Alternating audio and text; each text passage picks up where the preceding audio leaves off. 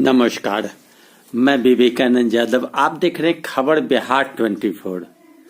उत्तराखंड में जो ग्लेशियर फटने के बाद जो त्रासदी उत्पन्न हुई, उसमें बिहार के भी इंजीनियर सहित कई लोग लापता अब तक बताए जा रहे हैं। परिजन ने खोजबीन प्रारंभ की, लेकिन अब तक सूचना नहीं मिली है। 3 बिहार के व्यक्ति की लापता होने की बात कही जा रही है। मनीष कुमार जो पटना निवासी हैं, रानी तालाब के, और दूसरा व्यक्ति हैं गोपालगंज के नेमधारी प्रसाद, और तीसरे व्यक्ति हैं छपरा के विनोद सिंह। ये 3 व्यक्ति इस त्रासदी में विलुप्त हो चुके हैं, लापता हैं, परिजन परेशान हैं। जबकि अब तक उस त्रासदी में विलुप्त हुए 20 लोगों की शव निकाली जा चुकी है और 197 से ज्यादा लोगों की लापता होने की बात कही जा रही है। कही जा रही है कि यह ग्लेशियर के कारण इतनी बड़ी तबाही हुई है। तपोवन बिजली परियोजना की टनल 2 में उन 35 लोगों को नहीं निकाल पाए जो रविवार को वहां फंसे थे।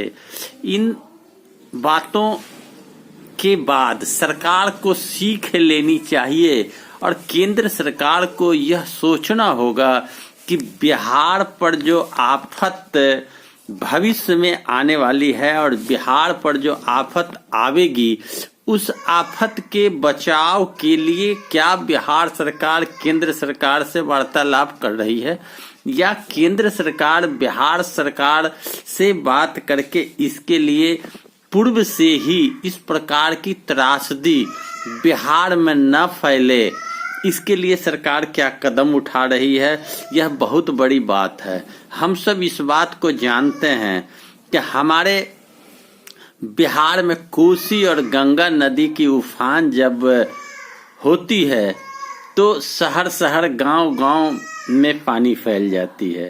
पिछले बीते 4 साल पहले हिमालय पहाड़ से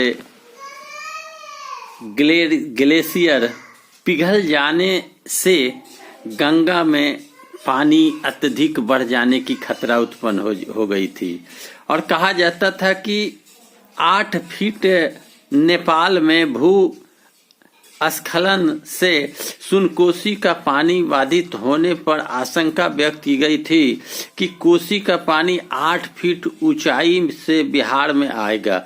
इतनी ऊंचाई से पानी आने का बात सुनने के बाद बिहार के लोग काफी सकते में थे, अफरा तफरी का माहौल था और कहा जाता है कि देवभूमि की तरह अचानक से अगर हिमालय का ग्लेशियर पिघल जाए तो गंगा में पानी बढ़ने से उससे होने वाली खतरे से निपटने के लिए हमें अभी से ही काम करने की जरूरत है। विशेषज्ञ बताते हैं कि अब जिस तरह से ग्लेशियर पिघलने से जल प्रलय आ रहा है, उसके अनुसार आपदा बल को तैयार रहने की जरूरत है ताकि किसी भी अनहोनी से निपटा जा सके। नेपाल के रास्ते हिमालय पहाड़ से पिघले ग्लेशियर के उत्पन्न होने वाले खतरा से आगाह विशेषज्ञ करते दिख रहे हैं। जल प्रलय के खतरे से निपटने के लिए जरूरी है कि बिहार राष्ट्रीय स्तर पर अपनी बात मजबूती से रखे। नेपाल सरकार से वार्ता करनी चाहिए ताकि ऐसा कोई ठोस प्रयास हो जिससे नदियां बिहार के लिए अभिशाप न बने। यह बात राजेंद्र सिंह कह रहे हैं, जल पुरुष व मैग्सेसेस पुरस्कार विजेता विशेषज्ञ हैं। उधर इंद्रभूषण कुमार सलाहकार जल संसाधन विभाग का कहना है कि बाढ़ के दृष्टिकोण से बिहार संवेदनशील है।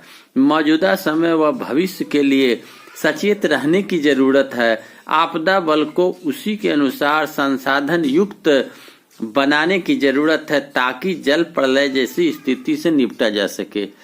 विशेषज्ञ कहते हैं कि बिहार भी खतरे के बीच में है कब बिहार के अंदर भी जल प्रलय उत्पन्न हो जाए कहना मुश्किल है। इसके लिए सरकार को केंद्र सरकार से वार्तालाप करनी चाहिए और इस पर विचार करना चाहिए कि क्या बिहार के साथ अगर ऐसी स्थिति हो जाती है, हिमालय पहाड़ के ग्लेशियर पिघलने से नेपाल के रास्ते अगर बिहार में जल प्रलय आवे तो बचाव के क्या उपाय किए जाएं। क्योंकि गंगा और कोसी नदी में जब उफान आएगी, 8 फीट 10 फीट जब पानी का स्तर ऊंचा होगा तो बिहार के कई जिले की हालत क्या होगी, यह सोचकर भी मनुष्य का शरीर सिहरने लगता है। यह बड़ी खबर है कि उत्तराखंड का जल प्रलय से हम सीख लें और उत्तराखंड के जल प्रलय से सीख लेकर बिहार को बचाने के लिए हमें कारगर उपाय सोचने होंगे। उत्तराखंड वाली त्रासदी अगर उत्पन्न होती है तो जिस प्रकार आज उत्तराखंड में सैकड़ों लोग लापता हैं और बिहार के भी लोग वहां काम कर रहे थे लापता हैं, परिजन बिलख रहे हैं, रो रहे हैं, यही हालात बिहार की न हो जाए। यह बड़ी खबर थी जो हमने आप तक पहुंचाया।